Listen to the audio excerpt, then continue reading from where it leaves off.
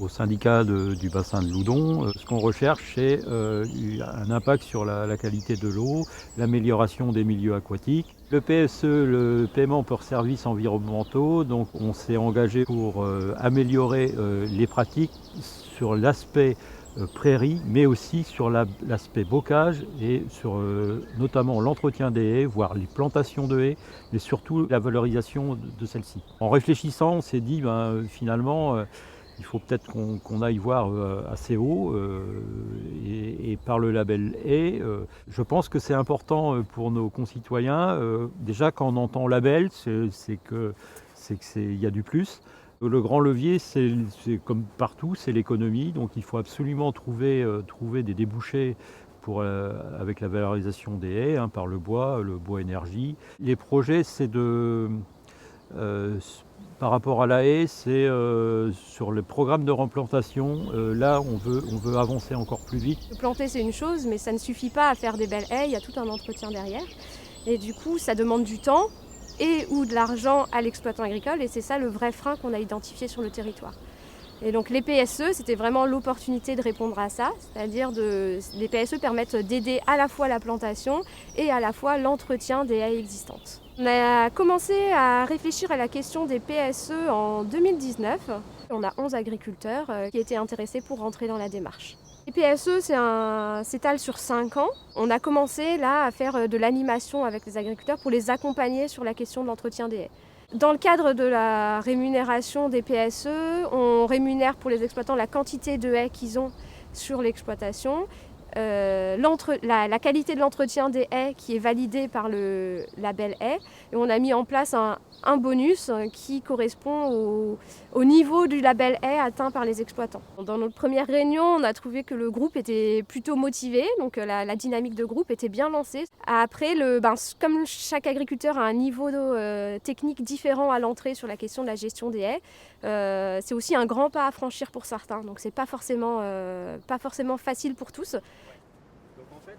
Pour le volet haie, en interne au syndicat du bassin de Loudon, on n'avait pas la technique nécessaire pour vraiment accompagner des agriculteurs sur la question des haies. Donc on s'est retourné vers la SIC Mayenne Bois Énergie. Ils ont apporté une expertise technique pour l'animation du groupe, pour l'accompagnement des agriculteurs.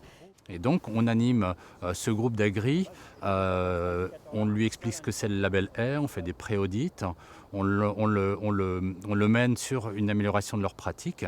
À terme, l'objectif, c'est de créer une OCG sur ce bassin versant de Loudon. Ouais, c'est très très important de structurer nos agris en groupe. C'est vraiment la démarche collective qu'on privilégie.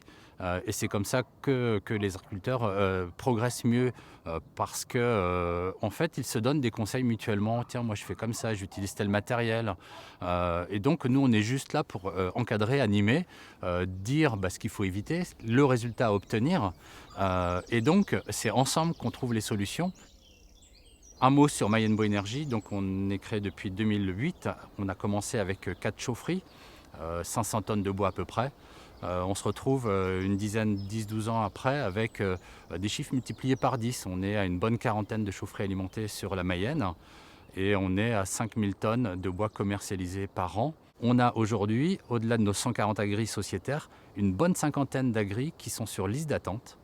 Dont on ne peut pas acheter le bois parce qu'on manque de débouchés. Et donc ça c'est un gros travail qui est fait, réalisé notamment par Mayenne Bois Énergie pour essayer de convaincre des porteurs de projets, qu'ils soient de collectivités où on essaye d'aller vraiment vers aussi les entreprises.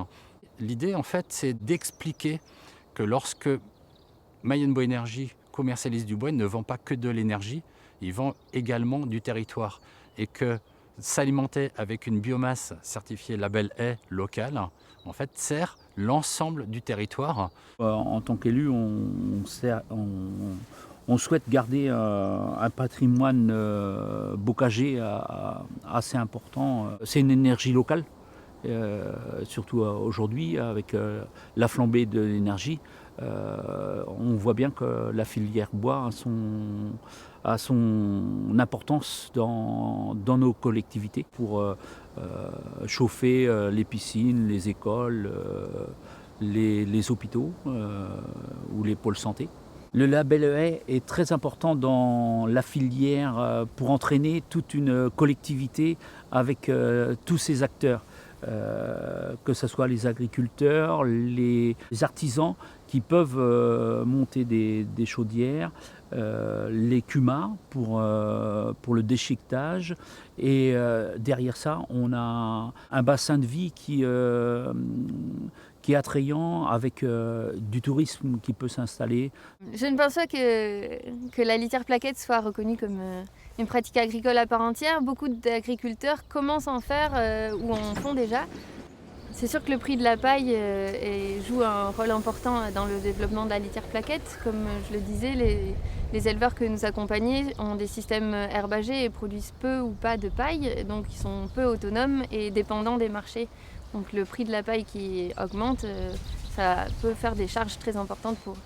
Au niveau régional, la FR CIVAM Pays de la Loire coordonne un projet de suivi des expérimentations de la litière plaquette.